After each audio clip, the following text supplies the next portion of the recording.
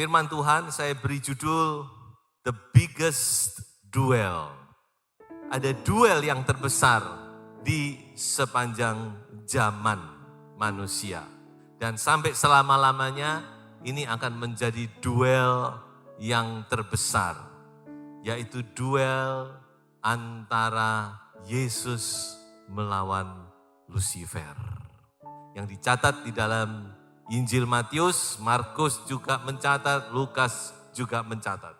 Mengapa saya katakan ini adalah duel yang terbesar? Karena duel ini itu menyangkut nasib kita, nasib manusia ditentukan oleh duel ini, saudara. Jadi kalau Yesus kalah, habislah kita. Tidak ada keselamatan lagi. Rencana keselamatan Allah hancur. Sebab itu ini adalah sesuatu yang sangat penting dan kita bersyukur bahwa Tuhan kita sudah memenangkan duel ini, saudara. Haleluya. Tapi jangan lupa, seringkali kita juga diberhadapkan dengan pergumulan melawan iblis. Seperti Yesus, saudara. Kemenangan kita juga berpengaruh kepada orang lain. Ya, apalagi kalau sebagai kepala rumah tangga. Menang kalah kita itu berpengaruh. Membawa pengaruh kepada siapa yang kita pimpin, kepada keluarga kita. Sebab itu kita juga harus menang. Ada 4 hal penting yang perlu kita mengerti tentang pencobaan Yesus di padang gurun ini. Yang pertama, bahwa ini adalah a real one. Maksudnya bahwa pencobaan ini, saya pakai kata duel aja ya, duel ini adalah sesuatu yang sungguh-sungguh. Apa yang Tuhan Yesus hadapi itu benar-benar antara hidup dan mati. Sesuatu yang real, realistis. Nah, ini yang pertama yang harus kita mengerti. Tuhan Yesus ini benar-benar menghadapi iblis. Dan perjuangan ini perjuangan antara hidup dan mati. Ini benar-benar pergumulan, benar-benar pertempuran yang sungguh-sungguh. Nah, di dalam hidup kita juga menghadapi pergumulan yang sama, kan? Kita dicobai, kita diuji. Dan itu bukan hal yang pura-pura. Itu adalah realistis, realita dari kehidupan kita. Kita tidak bisa mengingkari, saudara-saudara, bahwa dalam hidup kita juga menghadapi ujian, pencobaan, pergumulan yang dihadapi oleh Yesus, tentu dengan skala yang jauh lebih kecil tentunya. Nah, ini yang pertama, saudara. This is a real one. Nah, yang kedua, saudara-saudara, di dalam 3 pencobaan yang Tuhan Yesus hadapi ini, kalau kita mau simpulkan, hanya satu, yaitu my will or thy will. Artinya, kehendakku atau kehendak Bapa. Ini yang dicobai oleh iblis. Dan saya yakin ini juga pencobaan yang kita hadapi. Di mana kita digoda, ya seperti Yesus digoda, dicobai untuk memakai kehendaknya sendiri. Jadi Yesus dalam pencobaan ini dia memang diuji dan didorong dan dicobai untuk apa? Untuk memakai kehendaknya sendiri. Untuk dia lepas dari ketergantungannya kepada Bapa. Untuk dia pakai maunya sendiri. Nanti saudara bisa baca dan renungkan. Dalam 3 pencobaan ini, intinya di situ. Supaya Yesus bisa pakai caranya sendiri, pakai kehendaknya, pakai maunya sendiri. Dan dia tidak lagi bergantung sepenuhnya kepada Bapaknya.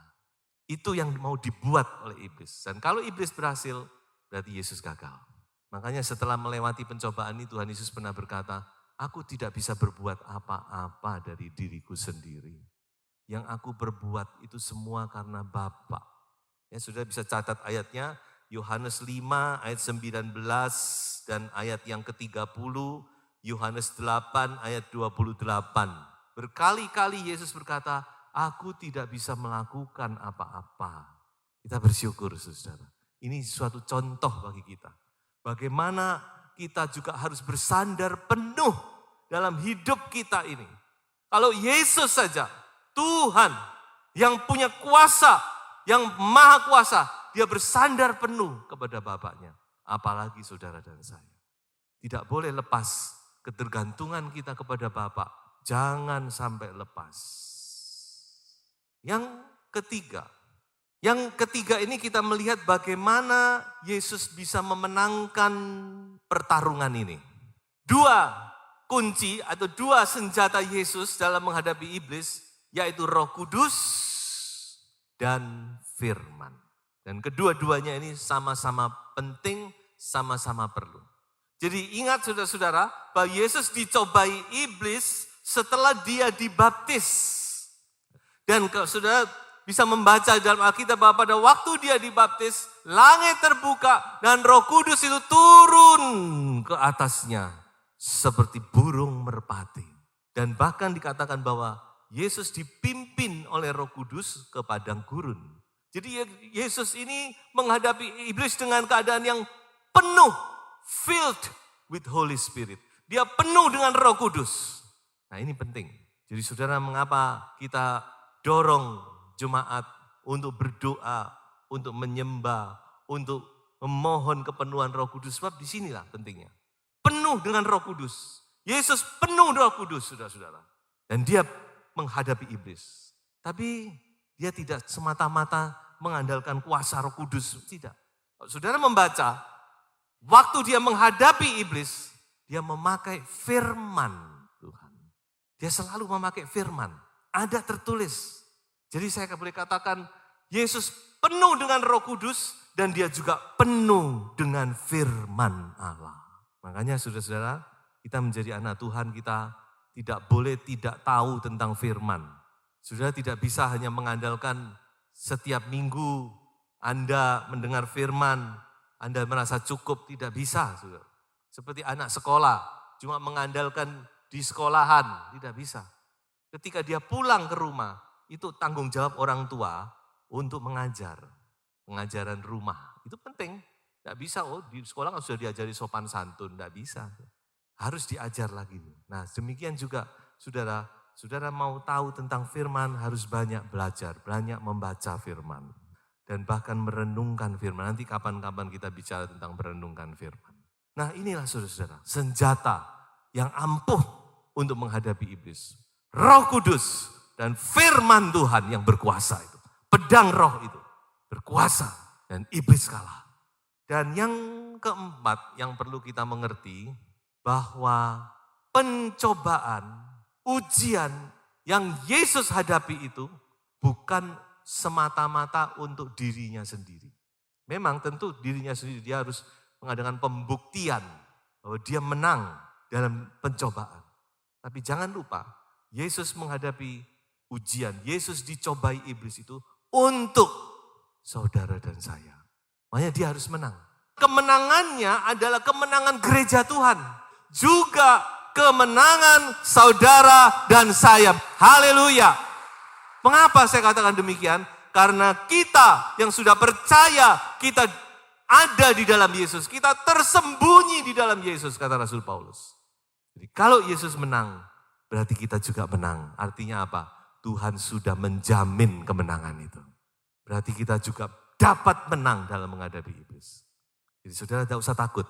Dan saudara percaya bahwa kemenangan itu sudah dijamin oleh Tuhan. Sebelum saya melihat kepada pencobaan satu-satu, mari saya akan baca dua ayat. Dua ayat ini sangat luar biasa, sangat penting. Di dalam Ibrani pasal 4 ayat 15. Sebab imam besar yang kita punya bukanlah imam besar yang tidak dapat turut merasakan kelemahan-kelemahan kita. Sebaliknya, sama dengan kita, ia telah dicobai, hanya tidak berbuat dosa. Dalam ayat lain dikatakan dia dijadikan sama seperti saudara-saudaranya.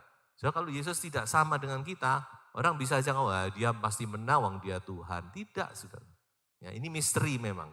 Tapi saya yakin waktu dia menghadapi iblis, dia tidak memakai kehebatannya. Kalau memakai kehebatannya, iblis pasti sudah lari kan. Berapa kali dalam Injil ketika iblis ketemu dia sudah ketakutan. Buktinya Lucifer begitu berani, begitu sombongnya. Berarti dia menghadapi itu dengan keadaan manusiawi yang sama seperti saudara dan saya.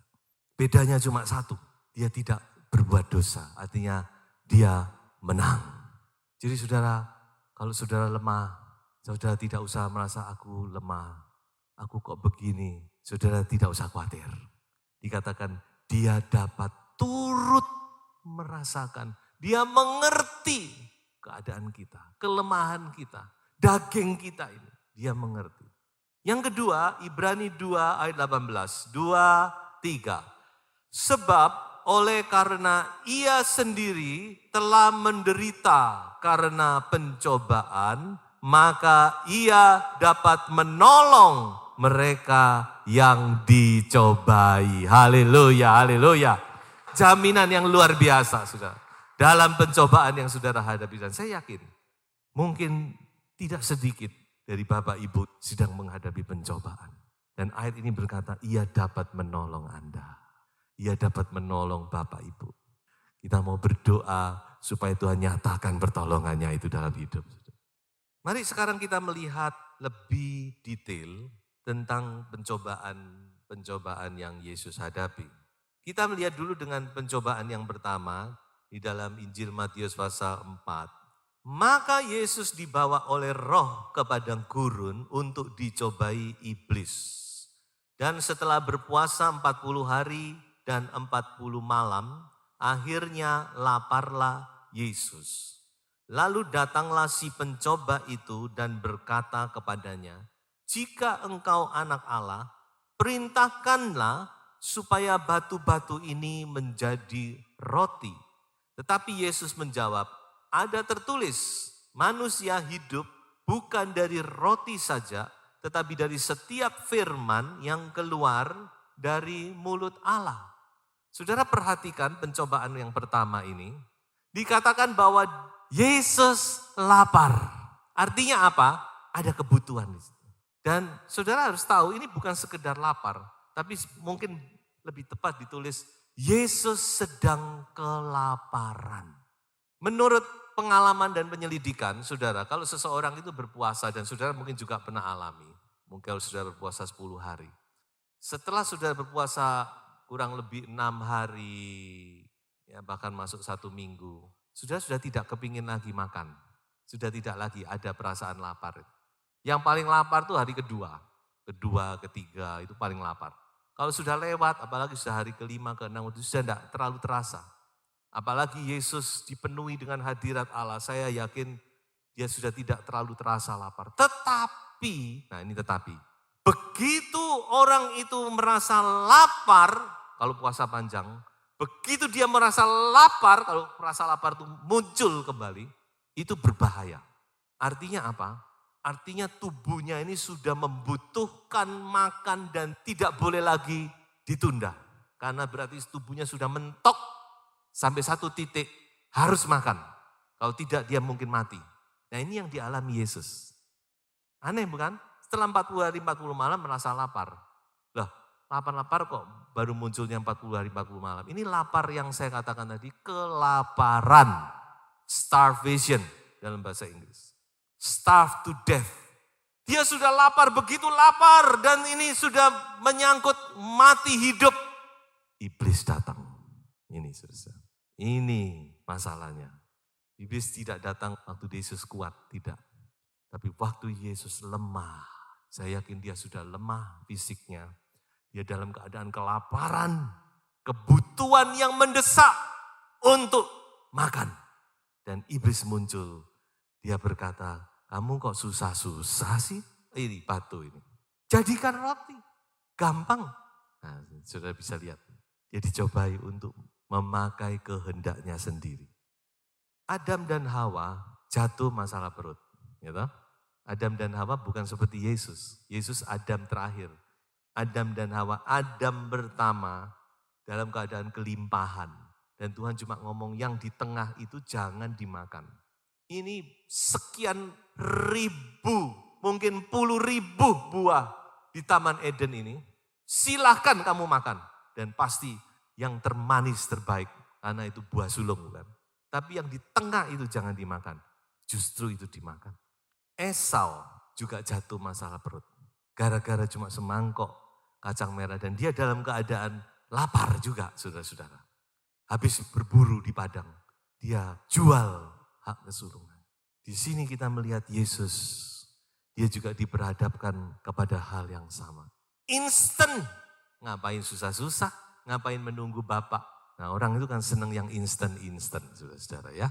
Secepatnya, saya butuh sekarang saya mau melihat. Nah instan. Tidak tahu caranya gimana, pokoknya hati-hati saudara dengan yang instan. Ini juga pencobaan yang sering kali kita hadapi.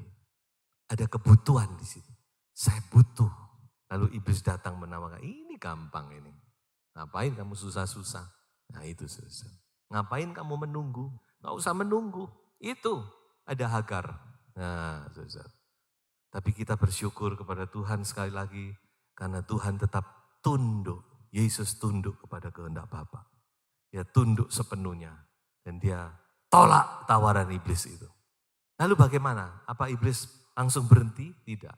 Dia tidak pernah putus asa. Datang lagi yang kedua. Sudah lihat cobaan kedua. Mari kita baca. Kemudian iblis membawanya ke kota suci dan menempatkan dia di bubungan bait Allah.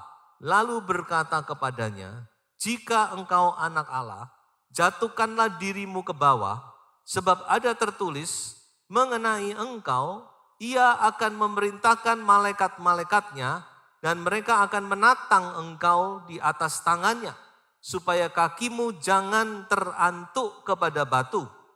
Yesus berkata kepadanya, ada pula tertulis, nah ini keseimbangan bukan? Ada pula tertulis, janganlah engkau mencobai Tuhan Allahmu. Yang kedua ini saudara-saudara, iblis lebih cerdik lagi. Makanya Tuhan Yesus ngomong cerdik seperti ular. Pakai ayat. Oh kamu ngalahkan aku pakai ayat. Nggak apa-apa, sekarang aku datang dengan ayat. Dan ini ayat memang ada di dalam Mazmur 91. Tapi kalau saudara membaca Mazmur 91 ayat 11 dan 12. Maka saudara akan melihat di situ ada sepenggal kata yang dihilangkan oleh iblis. Jadi kalau dalam Mazmur itu dikatakan bahwa dia akan memerintahkan malaikatnya dan mereka akan menatang engkau di atas tangannya di segala jalanmu. In all your ways. Ini hilang. Karena iblis tahu bahwa di dalam segala jalanmu, jalan ini menunjuk kepada jalan ketaatan, jalan kebenaran. Jadi janji Allah itu berkata, kalau engkau berjalan di dalam jalan ketaatan, di dalam jalan kebenaran, maka aku jamin, aku akan memegang engkau dan engkau tidak akan jatuh, kakimu tidak akan kesandung, engkau akan aman dan seterusnya. Dan ini yang dihilangkan. Makanya kita harus belajar kalau membaca Alkitab jangan asal membaca, habis. Tidak, tapi baca dengan teliti. Jadi ini saudara-saudara kita melihat bagaimana Yesus dicobai untuk dia membesarkan egonya. Egonya yang dicobai di sini. Kalau Yesus bisa menunjukkan kepada dunia, nih aku nih terjun dari lantai 10 mungkin. Lalu aku mendarat, wah orang-orang tepuk tangan ini Mesias yang kita cari. Ego dicobai. Dan ego kita ini memang paling susah. Menghadapi ego kita ini loh, susah. Ego kita ini tidak bisa disentil sedikit aja nggak bisa. Ayo, aku tersinggung, harga diriku. Wah, aduh sudah. Ini ego, ini peperangan kita. Dan iblis langsung menuju ke situ. Yesus langsung dikilik-kilik. Ego manusia ini kan pengen mengembang. Nah itu yang dituju oleh iblis. Kan kamu anak Allah, ayo tunjukkan. Makanya saudara hati-hati ya, jangan mudah dibombong orang. Oh kamu ini kan begini, kamu kan laki-laki. Masa kamu takut sama istrimu? Nah ini saudara, iblis kilik-kilik. Ayo Yesus, anak Allah, tunjukkan, buktikan. Tapi sekali lagi kita bersyukur, Yesus bukan tipe itu, saudara. Dan dia kembali menolak iblis dengan firman. Firman kembali berkuasa. Ada tertulis pula, Dan itu yang membuat Yesus menang. Dan terakhir, cobaan yang ketiga. Saya baca.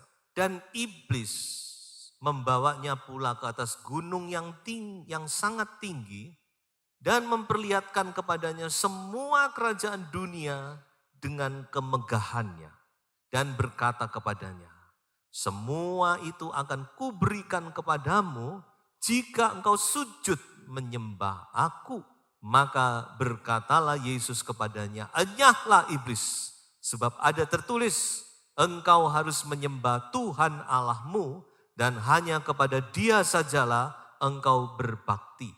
Lalu iblis meninggalkan dia dan lihatlah malaikat-malaikat datang melayani Yesus. Sudah perhatikan, puncak dari pencobaan ini, Yesus diajak oleh iblis. Ayo Yesus, lihat nih, kerajaan dunia nih. Ini belum seberapa loh Yesus, masih ada nanti. Wah, kehebatan-kehebatan, semua itu milikmu. Dengan satu syarat, sembah aku. Saya katakan, Yesus dicobai atau iblis mau menjadikan Yesus sebagai shortcut Mesias. Shortcut itu artinya jalan pintas. Kamu mau memiliki kuasa atas dunia ini, tidak usah repot-repot, tidak usah. Kamu harus menghadapi salib, penderitaan, disesah, dan seterusnya, tidak usah. Gampang, jalan pintas, sembah aku.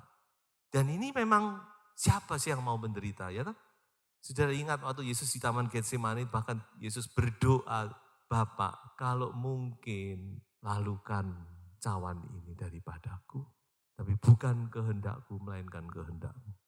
Jadi secara daging, tidak ada orang yang mau menderita.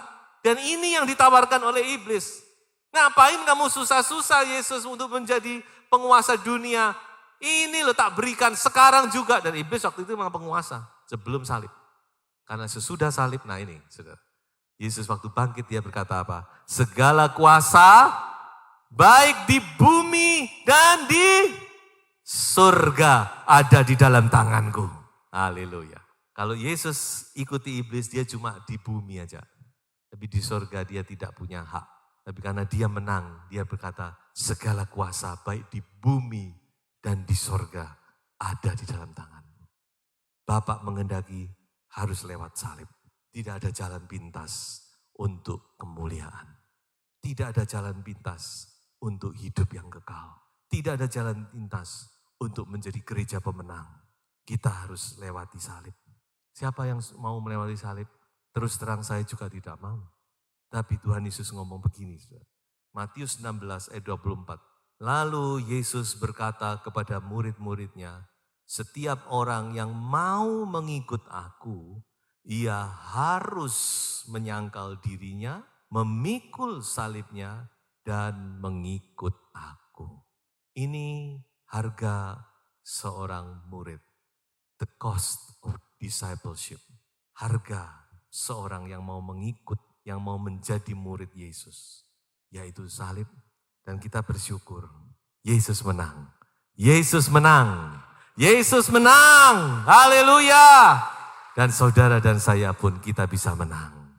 Kalau kita mengikuti jalurnya, mengikuti langkahnya, mengikuti jejaknya, saudara-saudara. Dan apa akibat, apa hasil yang Tuhan Yesus dapat? Pertama-tama dikatakan dia dilayani oleh para malaikat. Saya yakin dia dijamu. Pada saatnya Tuhan menghibur. Pada saatnya Tuhan memberikan kesegaran. Pada saatnya Yesus diberi kekuatan. Bayangkan sudah Yesus dilayani malaikat. Tapi di balik itu ada catatan pinggir yang harus kita juga mengerti, yaitu waspada. Kan Lukas menulis, iblis undur untuk menunggu kesempatan yang baik.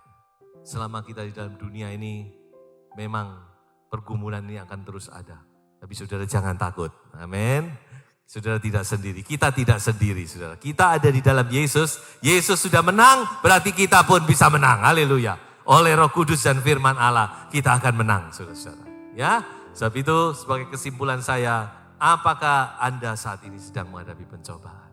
Andalkan Tuhan, andalkan Roh Kudus, andalkan firman Tuhan, niscaya Anda pasti menang karena kemenangan sudah dijamin oleh Tuhan Yesus. Tuhan memberkati. Haleluya.